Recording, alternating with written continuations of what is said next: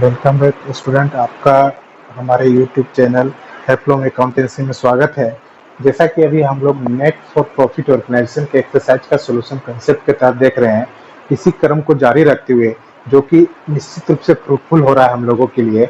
आज question number 31 को आज हम लोग देखेंगे कंसेप्ट के तहत सोल्यूशन, जिससे कि निश्चित रूप से जब आप सेल्फ सॉल्व करेंगे तो आपको बेनिफिट मिलेगा। इसका गिवन क्या है, from the following prepare receipts and payment account, income and expenditure account for the year ending 31st December 2017।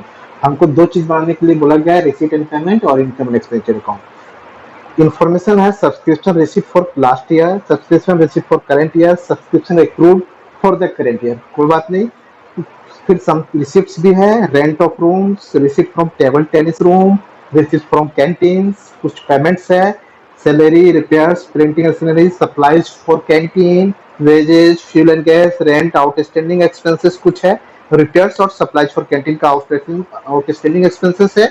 और 1 जनवरी 17 मतलब ओपनिंग का, कि 31 दिसंबर को हम लोग बना रहे हैं, 1 जनवरी का कैश का बैलेंस दिया है तो ओपनिंग कैश का भी बैलेंस है। आइए, इसमें क्या है, रिसीट पेमेंट और इनकम एक्सपेंडिचर बनाने के लिए कहा गया है, तो हम लोग करते नहीं, पहले रिसीट पेमेंट बनाएंगे चाहे इनकम एक्सपेंडिचर, दोनों को साथ साथ में बना लेंगे। इससे क्या होगा कि समय का बचत होगा। एक ही क्वेश्चन को शुरू से अंत तक पढ़िए और रिसीट पेमेंट बनाइए, उसी क्वेश्चन को फिर से पढ़िए, फिर इनकम एक्सपेंडिचर बनाइए, तो 2 बार पढ़ना पड़ेगा क्वेश्चन को, टाइम ज्यादा कंज्यूम होगा और हो सकता है कोई आइटम क्वेश्चन से भी छूट जाए, तो टाइम का भी बचत होगा और एक्यूरेसी भी सही होगा। क्या करेंगे, हम दोनों का फॉर्मेट एक साथ खोल लेंगे। आइए खोल लेते हैं, income and expenditure account of business का कुछ नाम है क्या? कोई नाम नहीं दिया, ऑफ करके छोड़ देंगे। फॉर द ईयर एंडेड 31 दिसंबर 2017, तो फॉर द ईयर एंडिंग 31 दिसंबर 2017। ठीक है, एक एक्सपेंडिचर होता है डेबिट साइड पे और इनकम होता है, इसमें इतना ही पोस्टिंग होता है। इसके लिए हम लोग फॉर्मेट रेडी कर रहे हैं अभी।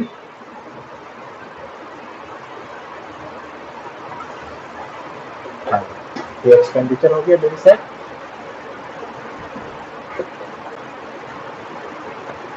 ये इनकम हो गया क्रेडिट साइड। ठीक है, इनकम एक्सपेंडिचर का फॉर्मेट रेडी है और रिसीट पेमेंट का भी फॉर्मेट हम लोग तुरंत रेडी कर लेते हैं बगल में। Receipts and payments account, receipts and payments account for the year ending 31st December 2017। Same है, इसमें एक रिसीप्ट का साइड होगा, एक पेमेंट्स का साइड। डेबिट साइड रिसीप्ट का साइड होता है और क्रेडिट साइड पेमेंट का साइड होता है। ठीक है, उसके लिए भी हम लोग यहाँ रेडी कर लेते हैं। ये रिसीप्ट हो गए ये साइड में, और इधर पेमेंट। क्लियर, फॉर्मेट रेडी है। अब हम लोग को एक एक आइटम को सिलसिलेवार ढंग से पढ़ना है, उसका पोस्टिंग जो दोनों से रिलेटेड होगा दोनों जगह, जो एक जगह से रिलेटेड होगा एक जगह पोस्टिंग करेंगे। आइए, सबसे पहला काम जिसके साथ एडजस्टमेंट है उस पर हम लोग क्या करेंगे, स्टार मार्क कर देंगे, जैसे एज यूजुअल अभी तक करते आए। इससे क्या होगा कि उस आइटम्स पर जब हम पहुंचेंगे स्टार मार्क को, यहाँ पर मार्किंग देख के हमको पता चल जाएगा कि इसके अमाउंट को इनर कॉलम में लिखना है फिलहाल, क्योंकि इसके साथ कुछ एडजस्टमेंट है, उसको एडजस्ट करके आउटर कॉलम में लिखना है। तो यहाँ पर देखिए आपका दो चीज है, यहाँ पर आउटस्टैंडिंग एक्सपेंसेस में दो चीज मेंशन है। रिपेयर्स का, तो रिपेयर्स देखिए पेमेंट में आपका है 4800, वहां पर स्टार मार्क कर देंगे। फिर एक सप्लाईज फॉर कैंटीन है 8800 आउटस्टैंडिंग, तो सप्लाईज फॉर कैंटीन आपका 34,000 पेमेंट साइड में दिख रहा है, एक्सपेंसेस आउटस्टैंडिंग है, तो वहां पर भी हम लोग क्या करेंगे, स्टार मार्क कर देंगे। और एक ओपनिंग बैलेंस कैश का है। सबसे पहले रिसीट पेमेंट तो कैश ओपनिंग बैलेंस से ही स्टार्ट होता है, इसलिए टू बैलेंस बीडी, या इसका जगह छोड़ दीजिए या लिख लीजिए, टू बैलेंस बीडी, इसका स्थान छोड़ देते हैं। अब शुरू से हम लोग पढ़ेंगे। पहला है subscription receipt for the last year. To subscription से इनकम है, तो टू सब्सक्रिप्शन लिख लेते हैं, रिसीट है। टू सब्सक्रिप्शन साल वाइज लिखेंगे। लास्ट ईयर मतलब हम लोग 2017 का बना रहे हैं, तो 2016 का कुछ रिसीट है। कितना रिसीट है 2016 का? 8,000 मेंशन कर दिए। फिर नेक्स्ट बोल रहा है आपका subscription receipt for current year, मतलब 2017, करंट ईयर यही हो गया 2017। इसके लिए कितना रिसीट किए हैं? How much? 72,000, तो 72,000 मेंशन कर दिए। देन फिर नेक्स्ट आइटम है subscription accrued for the current year, outstanding है, बकाया रह गया, मतलब रिसीव करना रह गया। तो रिसीट पेमेंट हम जानते हैं, कोई भी रिसीट हो, कैपिटल या रेवेन्यू, कोई भी पेमेंट हो तभी दिखाएंगे। ये एक्रूड का यहाँ जगह नहीं है। अब इस इनकम को हम लोग क्या करते हैं, इनकम एक्सपेंडिचर अकाउंट में भी सब्सक्रिप्शन को हम लोग पोस्टिंग करेंगे बाय सब्सक्रिप्शंस। करंट ईयर का कितना रिसीव है? सब्सक्रिप्शन रिसीप्ट है करंट ईयर का 72,000। लास्ट ईयर का तो हमको लेना नहीं है, उसको छोड़ देते हैं। फिर करंट ईयर का कुछ एक्रूड भी है, एक्रूड को ऐड करना होगा क्योंकि ये आउटस्टैंडिंग है, इतना लेना रिसीवेबल है। तो टोटल रिसीवेबल आपका देखिए यहाँ पर दिया है एक्रूड में आपका कितना, करंट ईयर एक्रूड 12,000 एक्रूड भी है, मतलब टोटल रिसीवेबल 84,000 था, जिसमें से 72,000 मिला है, कहने का सही हो गया। ईयर एंड में एक्रूड है करंट ईयर का, तो कोई भी इनकम लेने से रह गया, मगर चूंकि हम इनकम एक्सपेंडिचर में टोटल रिसीवेबल अमाउंट को दिखाते हैं, रिसीवेबल जो प्राप्त योग है, और पेमेंट में टोटल पेएबल, पेड हुआ नहीं हुआ उससे मतलब नहीं है। तो टोटल रिसीवेबल करंट ईयर का एक्रूड 72,000 है और मिल गया, सॉरी एक्रूड 12,000 है, मिल गया 72, तो टोटल 84,000 हो गया। मगर एक्रूड को यहाँ नहीं दिखाएंगे, रिसीट पेमेंट में सिर्फ रिसीट और पेमेंट को, और वो भी फ्यूचर से संबंधित हो, पास्ट से संबंधित, उससे कोई मतलब है। देखिए 16 का भी रिसीट को हम दिखा दिए, बना रहे हैं 17 का, 16 का भी रिसीट को दिखा दिए, 18 का भी रहता तो उसको भी दिखा देते। कोई भी रिसीट हो, पास्ट से, फ्यूचर से, कैपिटल, रेवेन्यू, कोई मतलब नहीं, जितना रिसीट है सारा को दिखाइए, जितना पेमेंट है सबको दिखाइए। But income and expenditure account पर करंट ईयर से रिलेटेड रिसीवेबल या पेबल अमाउंट जाएगा। तो करंट ईयर से रिसीवेबल टोटल 84,000 था, इसमें 72,000 रिसीट हुआ है। क्लियर है? सब्सक्रिप्शन का ट्रीटमेंट हो चुका है। अब हम लोग रिसीट में कुछ है रेंट ऑफ रूम्स, तो कुछ यहाँ पर रिसीट में दिखाएंगे। टू रेंट ऑफ रूम्स है, तो टू रेंट ऑफ रूम्स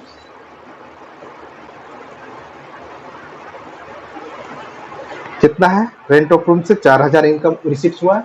इसको हम लोग सब्सक्रिप्शन वाला कॉलम को बाहर कर देते हैं, ये हो जाएगा आपका 80,000, है ना, दोनों को जोड़ने से। और रेंट ऑफ रूम आपका है 4,000 यहाँ मेंशन कर दिए। ये इनकम भी है, तो इसको इनकम के साइड में भी हम लोग दिखा देंगे बाय रेंट ऑफ रूम्स के नाम से। क्लियर है? कितना? 4,000। यहाँ तक कोई दिक्कत नहीं। फिर नेक्स्ट कुछ रिसीट्स है, रिसीट फ्रॉम टेबल टेनिस, तो टू टेबल टेनिस यहाँ दिखेगा, to table tennis. Table tennis से कितना है? टेबल टेनिस रूम से है ना, टेबल टेनिस रूम से आपका है कितना? 24,000, तो 24,000 रिसीट में चला गया। अभी चूंकि ये इनकम को भी रिप्रेजेंट कर रहा है, तो बाय इनकम साइड में भी जाएगा, बाय टेबल टेनिस रूम, है ना। क्लियर है? 24,000, तो 24,000 मेंशन कर दिए। नेक्स्ट क्या है? रिसीट फ्रॉम कैंटीन, कैंटीन से कुछ इनकम है, तो टू रिसीट्स कैंटीन, ना कैंटीन से संबंधित है तो कैंटीन लिख देते हैं। ठीक है? कितना है? How much? 50,000, तो 50,000 रिसीट में भी आ गया। और चूंकि ये इनकम को रिप्रेजेंट कर रहा है, तो बाय इनकम साइड में भी आ जाएगा, बाय रिसीट फ्रॉम कैंटीन, है ना, रिसीट फ्रॉम कैंटीन। कितना? 50,000। चलिए संग पोस्टिंग होते चला जा रहा है। टेबल टेनिस से 24,000 था, हम लोग 2,24,000 लिख दिए। इस चीज को यहाँ ध्यान देना, 24,000 है ना। ठीक है, इसको काट के फिर से लिख देते हैं ताकि कंफ्यूजन ना हो। बाद में ऐड करने जाएंगे तो पता चलेगा 2,40,000 का हम लोग ऐड कर रहे हैं। ठीक है, अब कुछ पेमेंट्स है, पेमेंट्स में हम लोग चलते हैं। पेमेंट्स में आपका सैलरी है, बाय सैलरीज पेमेंट्स के साइड में आ जाएगा। बट इसके साथ एडजस्टमेंट भी है, मगर हमको चूंकि रिसीट पेमेंट में एडजस्टमेंट से कोई लेना देना है, जितना पेमेंट है सबको दिखाएंगे 40,000, और इसके साथ एडजस्टमेंट आपका नहीं है। रिपेयर्स और सप्लाईज फॉर कैंटीन का है, तो ये खर्चा भी है, तो टू सप्लाई टू सैलरी खर्चा में भी दिखा देंगे एक्सपेंडिचर में। तो सैलरी 40,000। यहाँ तक कोई दिक्कत नहीं, क्योंकि स्टार मार्क इसमें नहीं था। हाँ, रिपेयर्स में स्टार मार्क है तो इस पर कुछ एडजस्टमेंट भी है, तो एडजस्ट करेंगे। तो पहले रिपेयर पर जो खर्चा है उसको पेमेंट में दिखा देते हैं, बाय रिपेयर्स। यहाँ तो जो कैश में पेमेंट है वही दिखेगा। आउटस्टैंडिंग और प्रीपेड पर यहाँ कोई इम्पैक्ट नहीं पड़ रहा है, 4,800। चलिए, रिपेयर्स टू रिपेयर्स यहाँ एक्सपेंडिचर में भी जाएगा, मगर इसको फिलहाल इनर कॉलम में लिखेंगे क्योंकि इसके साथ एडजस्टमेंट है 4,800। और देखिए एडजस्टमेंट में आउटस्टैंडिंग रह गया, साल के अंत में बकाया है तो वो भी जुड़ जाएगा। आउटस्टैंडिंग भी खर्चा तो हम लोग जुड़ते हैं। कितना है आउटस्टैंडिंग? 3200। मतलब टोटल हो गया ये आपका 8,000। टोटल रिपेयर्स का खर्चा पेबल कितना था? 8,000। इसमें से 4800 दिया है और 3200 बाकी है। तो क्योंकि हम इसमें एक्सपेंडिचर में टोटल पेबल अमाउंट दिखाते हैं, हाँ, रिसीव पेमेंट में जितना पेड किया उतना दिखाएंगे। तो 4800 पेड किया है, 4800 दिखाएंगे।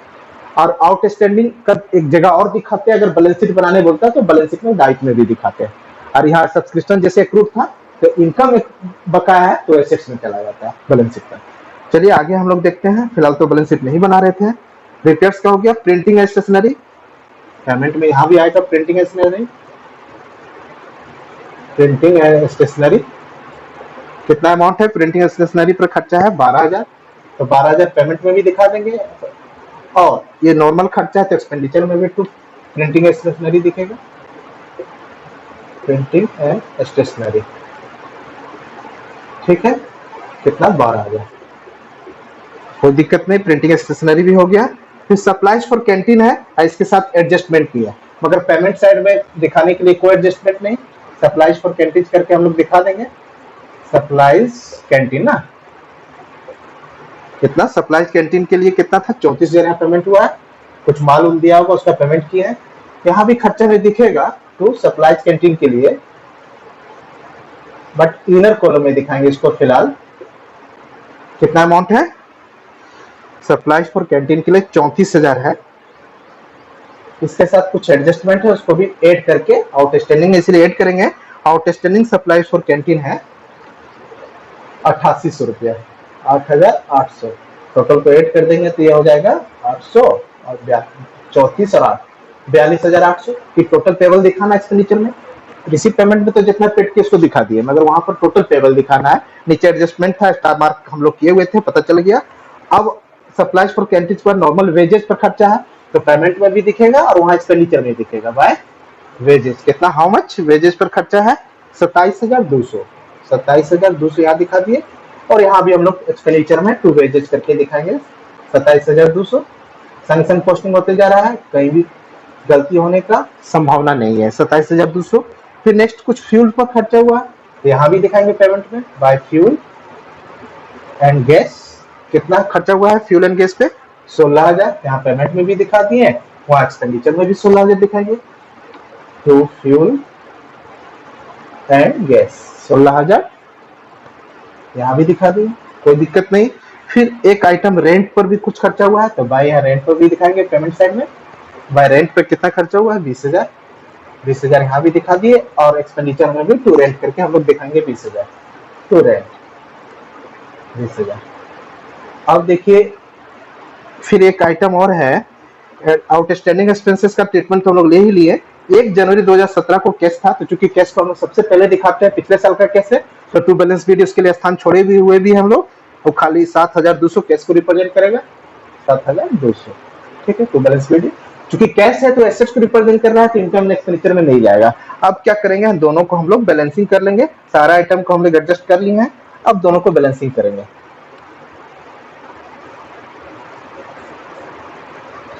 सारा स्थान ले लेते हैं ताकि बैलेंसिंग अच्छा दिखे।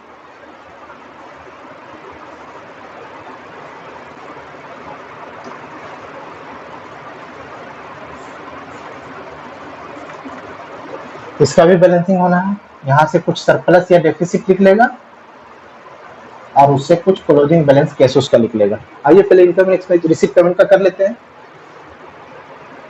4 जनरली इसका रिसीव साइड ही ज्यादा होगा तो 200,